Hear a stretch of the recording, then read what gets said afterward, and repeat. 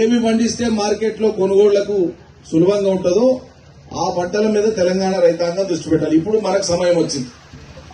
ఈ 6 ఏళ్ల తర్వాత 7వ సంవత్సరం నుంచి మనం తీసుకోవాల్సినటువంటి జాగ్రత్త, తెలంగాణ వ్యవసాయ రంగం రేపు భవిష్యత్తులో ఎదుర్కోబోయేటువంటి సవాళ్లు ఏంటివంటే పండించిన పంటలను విక్రయించడం ఎలా. ఇది అతిపెద్ద సవాల్ దేశంలో. ఈ సవాల్ను అధిగమించే విధంగా కనుక మనం తెలంగాణ వ్యవసాయాన్ని రూపుదిద్దగలిగితే, దాని రూపు మార్చగలిగితే ఖచ్చితంగా తెలంగాణ రైతు భారతదేశానికే రాజైతాడు తప్ప ఇక్కడ కింద ఉండడు. ఆ స్థితి మనకు వస్తుంది. ఆ శక్తి మనకుంది. కొద్దిగా ఓర్పుతోన, కొద్దిగా నేర్పుతోన, కొంచెం పట్టుదలతోన మనం కొంచెం కొత్త బాట పట్టాలి. ఈరోజు మిర్చి ఉంది, కొంత మిర్చిని పెంచుకోవాలి. మిర్చికి అంతర్జాతీయ డిమాండ్ ఉంది. వరి పెట్టుకుంటే నష్టం లేదు. సౌట భూమి ఉంది, వేరే పంటలు రావు. వరి వస్తుంది, అక్కడ పెట్టండి.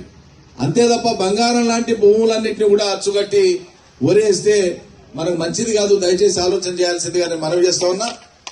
ముఖ్యమంత్రి గారు స్పష్టంగా చెప్పినారు, రేపు వచ్చేటువంటి వానాకాలానికి, ఇప్పుడే వానాకాలానికి సంబంధించిన సన్నద్ధత తయారవుతుంది కాబట్టి వచ్చే వానాకాలానికి రాష్ట్రంలో మొన్న 10,80,000 ఎకరాలలో కంది పండింది మొన్న సీజన్లో. రాబోయే సీజన్లో 20 నుంచి 25 లక్షల ఎకరాలకు కందిని తీసుకొని పోండి. మార్కెట్ ఉంది, డిమాండ్ ఉంది. అంతగా రైతులకు ఇబ్బంది ఉంటే నేనున్నా అని చెప్పి ముఖ్యమంత్రి గారు చెప్పడం జరిగింది. అందుకోసం నేను మీ అందరికీ కూడా విజ్ఞప్తి చేస్తా ఉన్నా, మీ ద్వారా రైతాంగానికి కూడా ఈ అంశం చేరవేయాలని చెప్పి నేను కోరుతా ఉన్నా.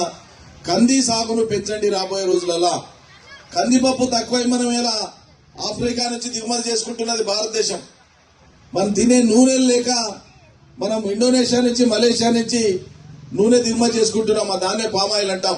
వ్యవసాయ శాఖ అధికారులకు కూడా నా సూచన, మీరు ఎక్కడికక్కడ ఏ జిల్లాకు ఆ జిల్లాలో ఇప్పుడు రైతు వేదికలు మనం ప్రారంభోత్సవం చేసుకుంటున్నామంటే ఈ రైతు వేదికలు నిరర్థకంగా ఉండడానికి వీల్లేదు.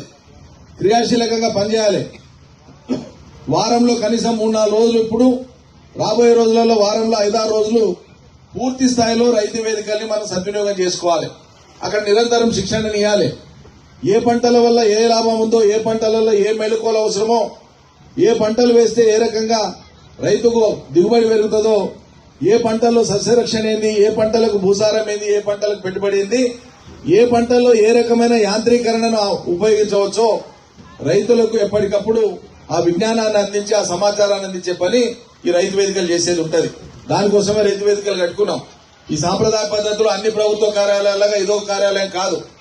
ఇది రైతన్నలకు, కర్షకులకు ఒక దేవాలయం లాంటిది.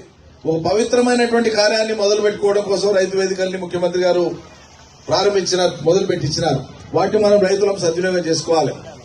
వ్యవసాయ శాఖ అధికారులు, వ్యవసాయం అంటే అందులో ఉండేటువంటి అందరూ, ఉద్యాన శాఖ కావచ్చు, వ్యవసాయ శాఖ కావచ్చు, దానికి సంబంధించినటువంటి అందరు అధికారులు కూడా ఇది మా శాఖ లేకుంటే ఇది మాది కాదనేది కాకుండా అక్కడ సమగ్రంగా ఆ ప్రాంతంలో ఉద్యాన పంటల అవసరం ఎక్కువ ఉందంటే ఖచ్చితంగా దాన్ని ప్రోత్సహించాలి. ఈరోజు సూర్యాపేట లాంటి పట్టణం చాలా విషయాల్లో ఆదర్శంగా ఉంది. ముందుగా వ్యవసాయానికి సంబంధించి, ఉద్యాన శాఖకు సంబంధించి చెప్పాల్సి వస్తే ఇక్కడ మిద్దెల మీద తోటలు పెట్టి దాదాపు 1,500-2,000 ఇళ్ల మీద ఇలా కూరగాయలు పండించేటువంటి సంస్కృతికి మీరు నాంది పలికినారు. నేను మనసారా అభినందిస్తున్నా తమ్ముడు జగదీష్ రెడ్డి గారిని. సహకరించినటువంటి ఉద్యోగులకు కూడా నా అభినందనలు. ఇవాళ కొత్త జిల్లా కేంద్రాలైనవి మనకు. హైదరాబాద్ తర్వాత, మహానగరం తర్వాత అనేక జిల్లా కేంద్రాల్లో ఈరోజు మన యొక్క యాక్టివిటీ పెరిగింది. హ్యూమన్ యాక్టివిటీ అంటాం మనం. సివిల్ సప్లైస్ డిపార్ట్మెంట్ ద్వారా